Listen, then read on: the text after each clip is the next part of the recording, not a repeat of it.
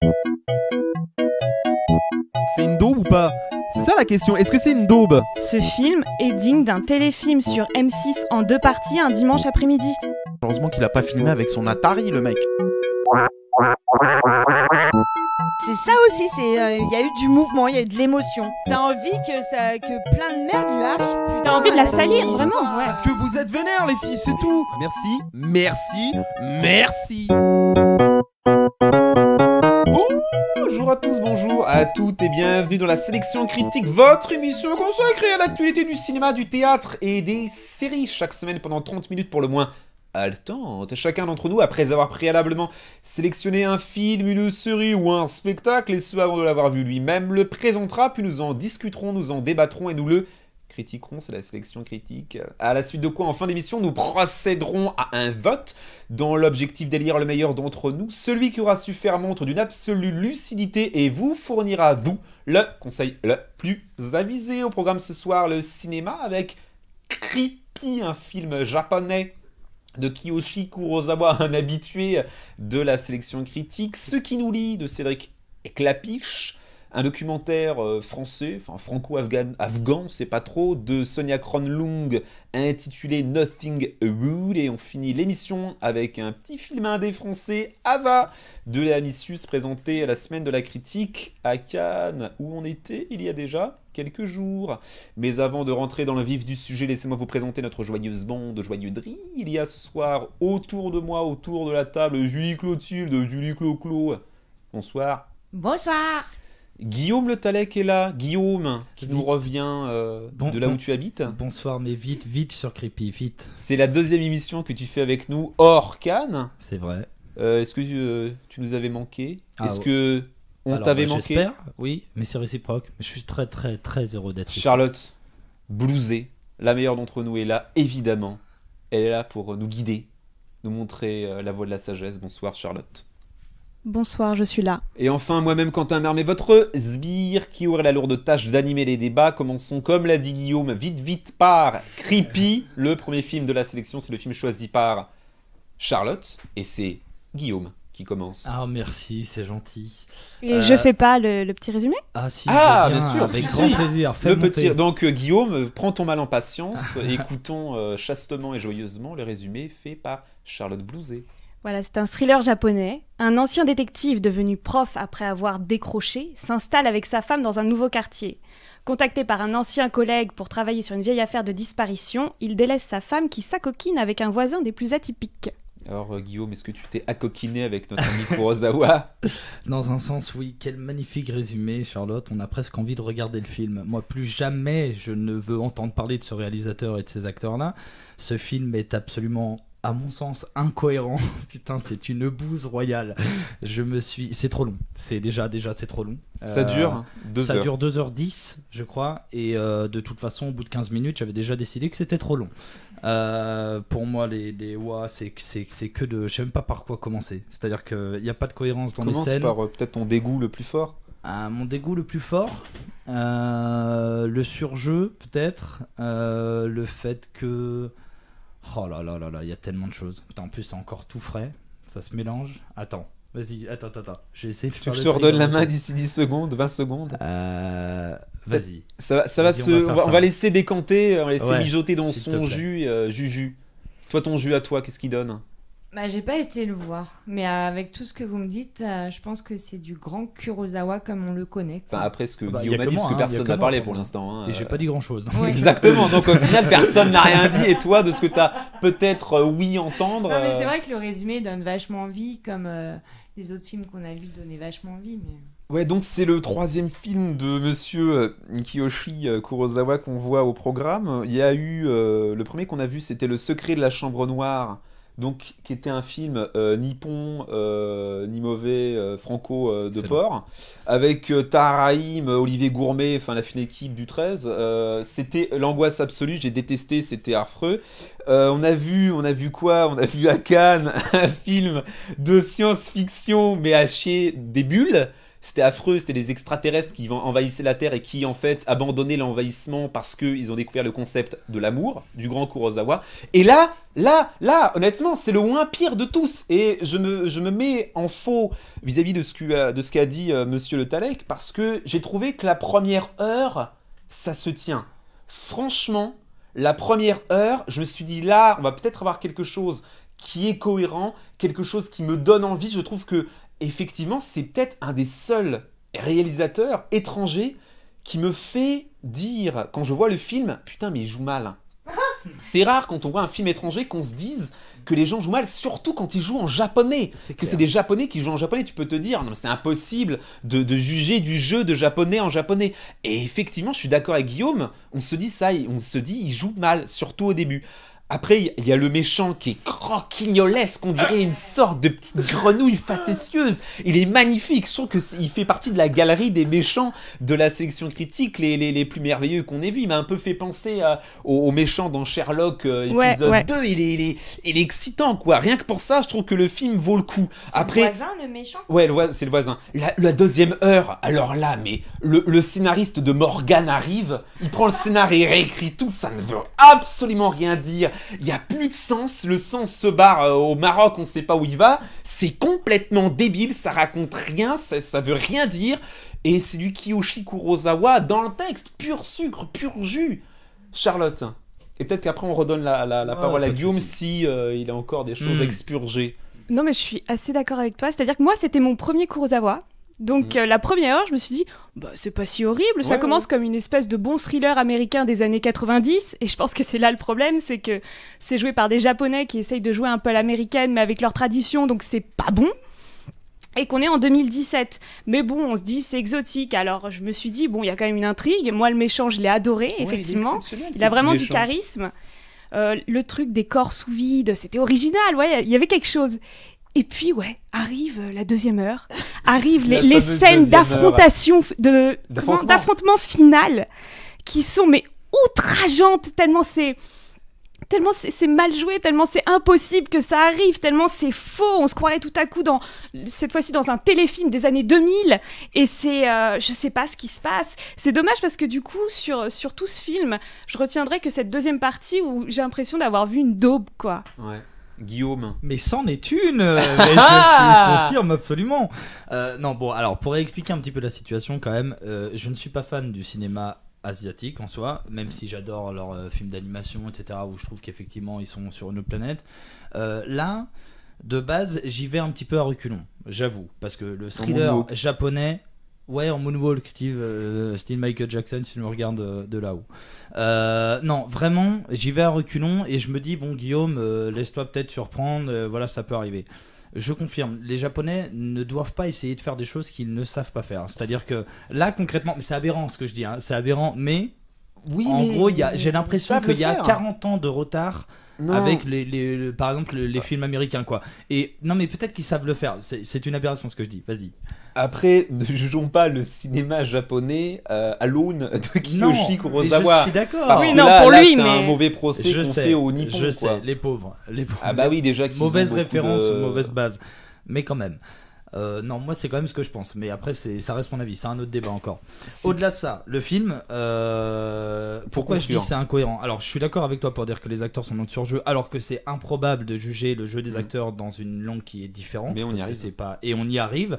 Les scènes sont absolument stéréotypées. Dès que le mec est énervé, il tape sur quelque chose, il faut forcément qu'il y ait un coup sur un mur ou sur une table. La mise en scène, des déplacements, des scènes de dialogue est digne d'une pièce de théâtre de Charles Dulin, quoi. C'est aberrant. Charles Dulin, bon, vieille. Big up, très, très big up si tu me regardes encore une fois à côté de Michael Jackson. Bon, pour finir, un tout dernier mot, Guillaume. Un tout dernier mot, je ne recommande absolument pas ce film qui est extrêmement long. Et pour donner un avis, je serais rarement aussi sévère sur quelque chose, mais j'étais énervé parce que j'ai l'impression de me fait arnaquer en fait, vraiment. C'est-à-dire que je trouve que c'est du foutage de gueule. Creepy qui veut dire un peu dégoûtant, un peu bizarre. Je pense que tu l'as ressenti au fond de ton être, Guillaume. Ah oui. De Kiyoshi Kurosawa, je pense pas qu'on récidivera avec ce monsieur.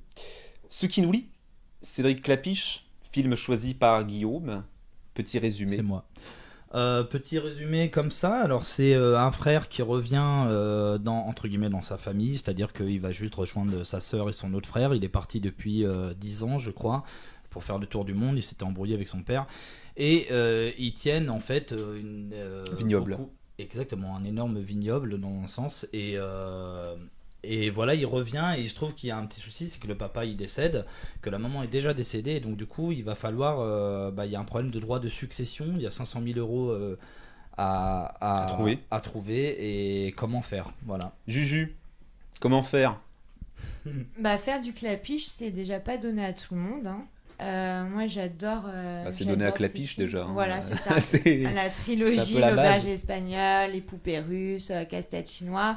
N'oublions pas le péril jeune. Voilà, chacun cherche son chat. Moi, je suis fan. Et là, bah, c'est du ciné qui fait du bien quand même. Moi, je trouve. Ça berce nos souvenirs d'enfance. Ça peut même guérir nos blessures éducatives. C'est chouette. Bon, il n'y a rien de très original, c'est assez classique, ça manque peut-être de densité, mais je trouve que même les dialogues un peu convenus, grâce au jeu d'acteurs superbe, on y croit. Hein. Voilà, c'est un film sans prétention, mais c'est très intéressant. C'est pas du tout pathos, en plus de ça. Moi, j'ai ri, j'ai pleuré. Voilà, on s'ennuie pas et je me suis bien attachée. J'ai beaucoup aimé sa manière de filmer les paysages aussi. Voilà, moi je le conseille. Je n'ai pas aimé sa manière de filmer les paysages, on s'ennuie. Tu me dis Clapiche. Oui, Clapiche, l'auberge espagnole, Romain Duris. Moi, de base, ce mec, je l'aime pas trop, mais je reconnais qu'il a un style. Et là, ce qui nous lie, c'est pas un Clapiche. Globalement, n'importe quel réalisateur lambda, le plus mauvais soit-il, Guillaume Le Tallec par exemple, aurait pu réaliser ce film. C'est très long, c'est très pesant, c'est très lourd, c'est très plat. Ça raconte quasiment rien, il n'y a aucun enjeu, il n'y a aucune situation un tant soit peu prenante.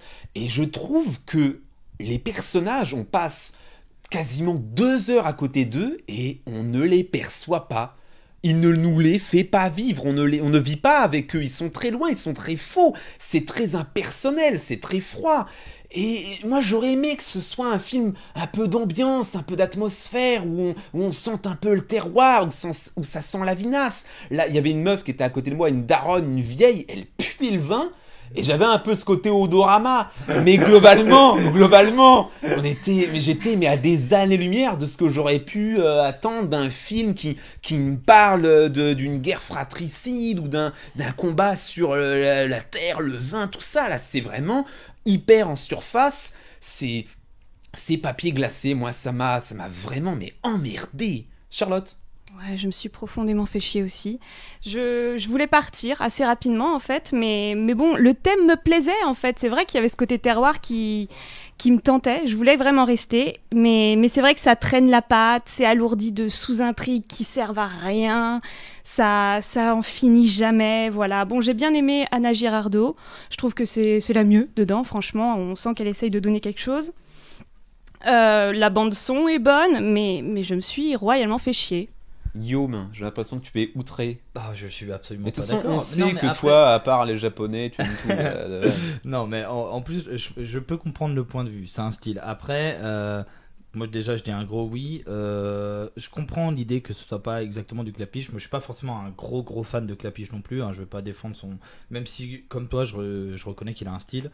Maintenant, d'habitude, je trouve qu'il y a une espèce. Voilà, par exemple, dans l'auberge espagnole, il y a une espèce de légèreté, voire même d'inconscience en fait, et je trouve que c'est ça qui fait un petit peu le style clapiche aussi, qu'on ne retrouve pas forcément là-dedans. C'est un film beaucoup plus concret, beaucoup plus terre à terre, beaucoup plus lisse en soi, je suis d'accord.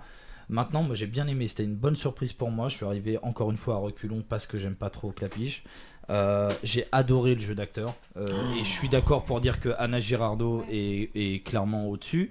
Maintenant, ouais, je sais pas pourquoi, j'ai adoré les acteurs, je trouve ça très juste, et mais je vais même te dire un truc, j'adore les seconds rôles et les silhouettes. C'est-à-dire que d'habitude, je les déteste et je trouve que c'est mal recruté, mal casté. Et là j'ai trouvé ça extrêmement juste. Il y a une évolution des personnages, tous les personnages ont un enjeu. Il y a beaucoup d'humour, j'ai beaucoup rigolé. C'est pas surfait, c'est pas survendu. Voilà, il y a une tension qui est continuelle avec la cuvée. On suit toute une année de comment va être le vin, avec une nouvelle reprise, tout ça.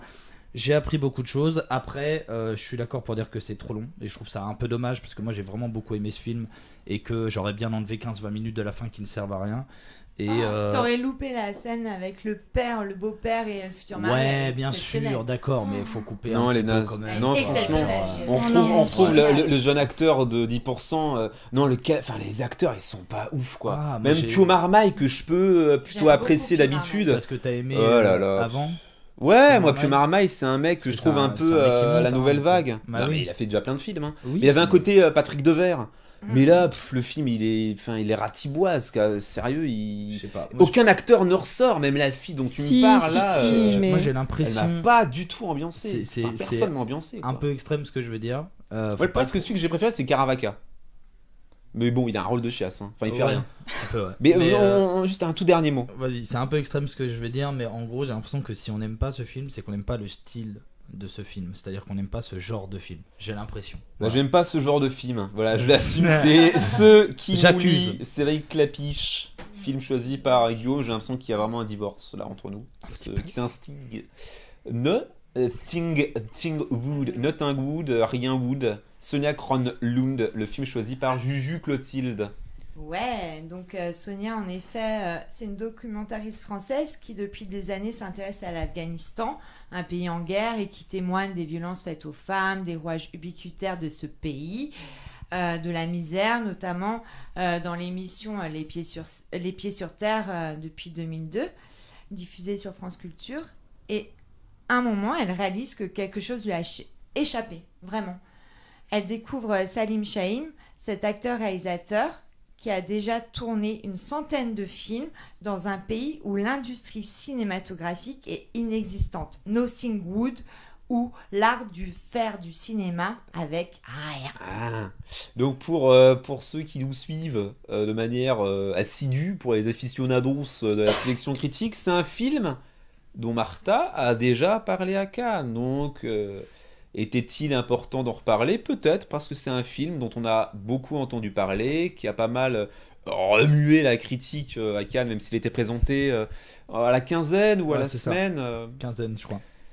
Bon, c'est un documentaire plutôt intéressant parce qu'il nous fait découvrir une réalité qu'on pouvait à peine soupçonner dans nos rêves les plus facétieux. Donc ça se passe en Afghanistan, c'est avec des personnages complètement farfelus. C'est un film qui est, je trouve, assez réjouissant, qui fait plaisir. Parce que même si ça se passe dans un endroit où il se passe des choses assez atroces et que la réalisatrice ne les évacue pas complètement, parce qu'elle en parle, même si elle ne le filme pas et c'est pas l'objet de son film, ça montre quand même la résilience de la race humaine face à l'atrocité, la guerre et l'horreur, qu'en fait on peut s'amuser, on peut faire des choses et on peut vivre. On peut vivre. Après, bon, c'est pas un film qui m'a... C'est pas même un documentaire qui m'a hyper captivé. C'est plutôt sympa, c'est à voir, mais pas forcément de manière inconditionnelle. Ça se laisse regarder, mais bon, c'est pas hyper captivant. Charlotte. Oui, Carlotta. c'est original. C'est vrai qu'en plus, Salim Shahin est vraiment particulier. Il est tellement fou, tellement burlesque que moi, je savais pas si je regardais un film ou un documentaire. J'étais un peu perdue là-dessus. Tant les gens sont déjantés. Et c'est drôle de voir comme ils font des films avec 3 fois rien. Enfin, pour jouer les morts, ils utilisent du sang de poulet parce qu'ils peuvent pas s'acheter du faux sang. Enfin, il y en a pas d'ailleurs. Ouais, c'est bien. Puis à côté de ce côté, enfin, à côté de l'esprit excentrique, c'est vrai qu'il y a un retour à la réalité avec la guerre, le statut des femmes là-bas. Enfin, voilà, une société détruite. C'est bizarre. J'ai bien aimé pour ça. Je trouve que c'est très bien fait. J'ai pas ri. Voilà, j'étais peut-être pas un très bon public pour ça, mais je trouve que c'est un bon doc. Un bon doc, Guillaume. Oui, Doki Doc. Bah oui, c'est un bon documentaire, je pense, je suis d'accord. Maintenant, c'est très compliqué. Je trouve comment faire une critique de ce documentaire sans faire une critique du problème de fond, en fait, parce qu'il est criant de vérité en soi, mais c'est très compliqué à juger artistiquement, je trouve, ce documentaire. Ça reste un film. Oui, ça reste un film, mais c'est une réalité, c'est extrêmement concret. Et alors oui, alors ce mec-là, et waouh, Il y a du récit, quand même. quelle énergie. Oui, d'accord. Quelle énergie, quel ego. Ça, c'est impressionnant aussi, l'ego qu'il a. Le contraste est saisissant entre. T'as l'impression qu'il peut faire un film autant que toi, t'as les moyens de faire un film. Autant qu'un réalisateur lambda, style Quentin Mermet, pourrait faire un film, quoi. Vraiment, le bas de gamme du bas de gamme. Voilà, ça c'est pour ta petite gueule. Série Z. Voilà. Oui, exactement, série Z. Bon, voilà, on en est là. Mais non, c'est un documentaire très intéressant. En plus, c'est ne serait-ce que pour ta propre culture et pour les gens qui aiment le cinéma et voir à quel point on est en retard en Afghanistan, c'est intéressant. Juju. Qui lève le bras, on sait pas pourquoi. Quel geste simiesque magnifique. Parce que ça montre que le cinéma, l'art, c'est une nécessité. Et d'ailleurs, ça rassemble même tous les gens d'Afghanistan, que ce soit les talibans qui interdisent le cinéma et en même temps qui sont très contents de voir ces films divertissants. Voilà, voir ces hommes jouer comme des enfants avec des beaux paysages afghans qui ont été détruits. Ils n'ont pas détruit les paysages. Bah si, les gros bouddhas là. Oui, c'est pas un paysage, c'est une création de l'homme. Ouais, qui d'accord. était, Ça fait partie du paysage. Tu joues un peu et sur les mots, Quentin. site Bah non, mais c'est classé par l'UNESCO. Ah oui, c'est Bref, un site. Donc, dans ce cadre qui prive vraiment les libertés, on a ce mec qui m'énerve au possible, Salim, qui est égocentrique, manipulateur, narcissique, qui a des gros problèmes Mythomane. psychologiques, colériques, cabotin, caractériel, et en même temps, ça reste un portrait en surface. Mais oui. Mais non, et quand il cache, il montre ses fils, mais il montre pas ses femmes, et ça reste très en surface. Et ce qui m'a dérangé aussi, c'est un peu la place de Sonia. Elle est entre présence et absence, et j'ai l'impression même que Salim la manipule, et il n'y a pas vraiment de C'est-à-dire, parti est-ce que tu peux pris. développer ce point? C'est-à-dire Enfin, que je vois qu'il y a un rapidement, jeu de séduction de cette femme européenne qui la considère vraiment, moi je l'ai vu plus qu'un un objet de manipulation. Mais plus- c'est-à-dire... Est-ce que moi, juste pour... on voit qu'elle a peur. Elle a peur tout le temps. Évidemment, mais bien ça, sûr, il le mais c'est rassure normal. avec des phrases Mais c'est normal. islamistes. Bah oui, Oh il la dit. vache. Non, mais c'est pas vrai. du tout. Mais bien Mais sûr d'où que tu si. sors Il ça dit tout le temps, oui, ce qui doit arriver arrivera. C'est pas une phrase d'islamiste, c'est une phrase de croyant. Voilà, Oui, c'est de une phrase croyants Ouais, fatalistes propres à on l'islam. sait que toi... Pardon. Mais pas du tout, pas du tout, pas du tout. Il y a plein de croyants, même des gens qui sont pas musulmans ou pas Oui, catholiques ou pas protestants ou pas Là, juifs. dans ce cas-là, qui ils croient sont au destin. musulmans. Ils sont musulmans, comme ils Et cachent alors les femmes, ils sont musulmans, comme Bah, c'est un mais problème c'est- de montrer des acteurs.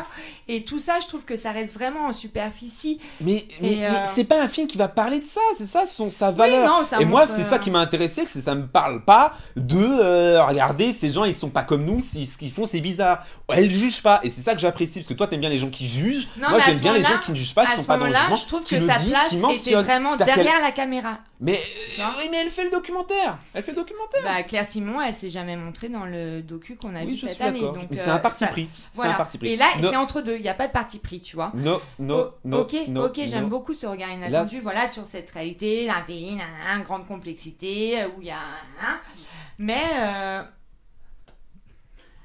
ouais, c'est pas. C'était Je sais, Nothing voilà, il Wood. n'y a pas vraiment de. Nothing Wood de Ouais, Sonia il est- Kronlund, c'est sorti le 14 juin, comme tous les précédents films dont on a parlé. On va finir l'émission par Ava, mon film, le film que j'ai sélectionné de Léa Missius.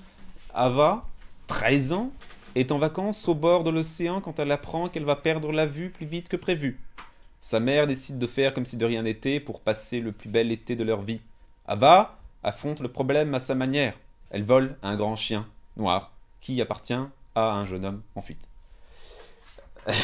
Charlotte Blouzet, qu'est-ce que tu as pensé de ce film Non, mais je l'aurais jamais su, mais j'aurais été déçue de ne pas voir ce film. C'est à la fois frais et sombre, ça se passe pendant les vacances. La fille, pour une fois, est pas trop nunuche. Le garçon est loin de l'idéal habituel ténébreux. C'est un gitan avec des bigous aux doigts et un chien qui vit sur une plage. Enfin, ça envoie pas du rêve. Je trouve ça osé. Avec une mère dépravée, c'est une actrice de 10% d'ailleurs. Ici, il n'y a aucun problème avec la nudité pour les acteurs. Moi, ça m'a pas dérangé. La scène où ils sont en tenue d'argile à essayer de voler les baigneurs est vraiment top, on dirait un clip.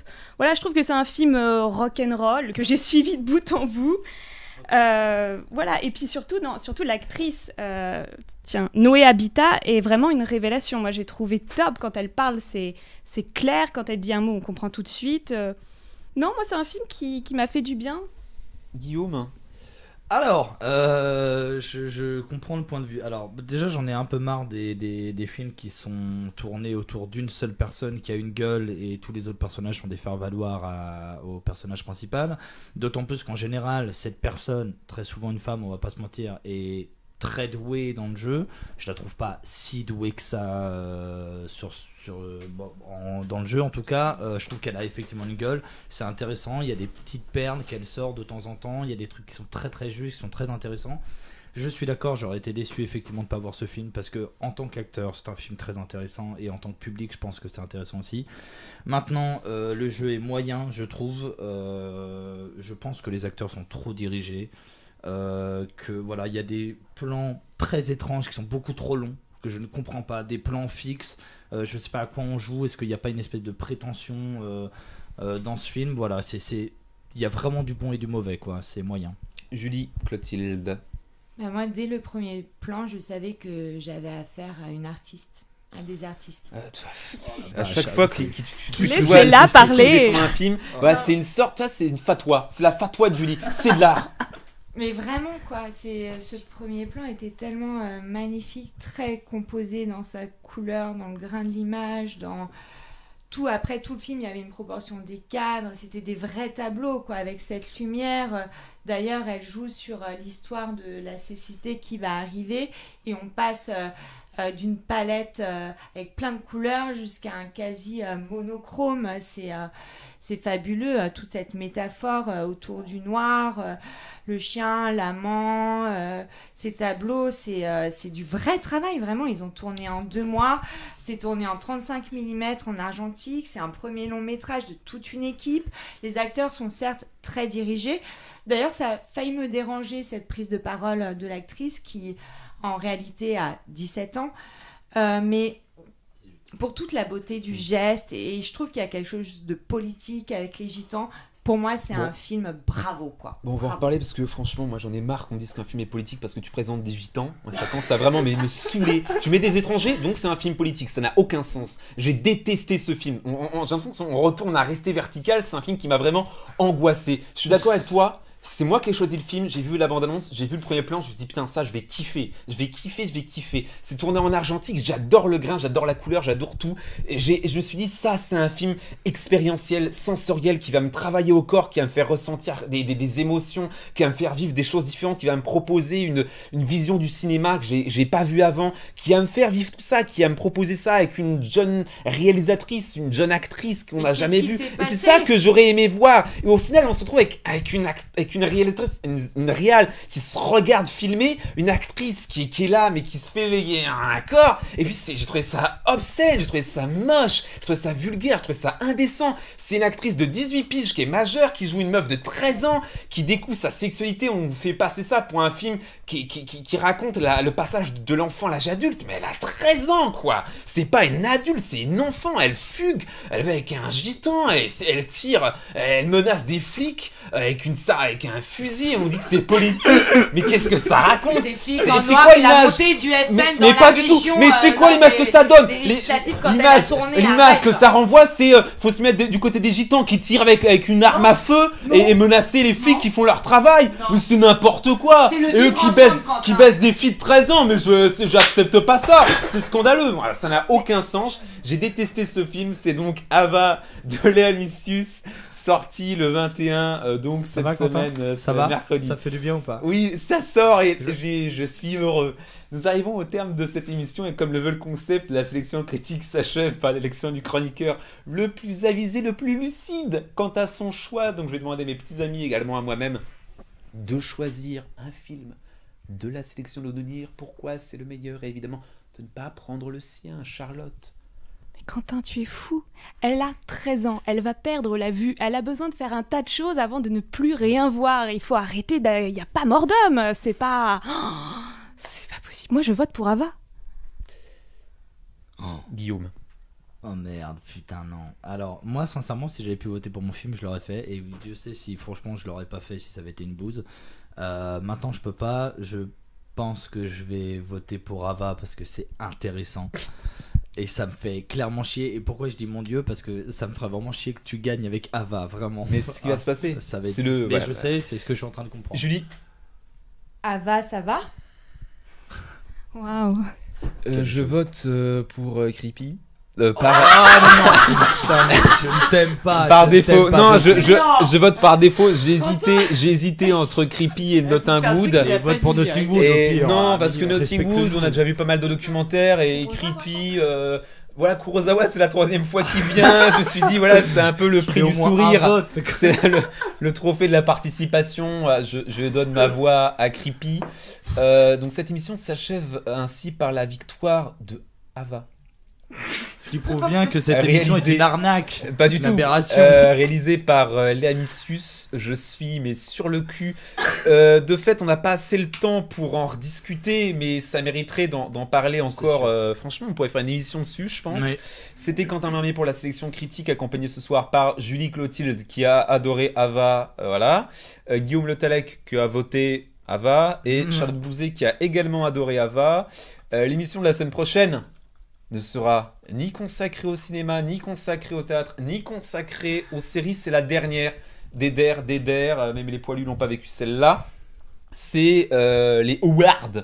Les awards de la sélection critique. On va voter, élire le meilleur film de l'année, en parlant de l'année scolaire, hein, de septembre 2016 à juin 2017, donc le meilleur film de l'année, le meilleur spectacle de l'année et la meilleure série de l'année. Nous espérons que vous serez au rendez-vous, en tout cas nous le serons, et en attendant, Ava, Ça va.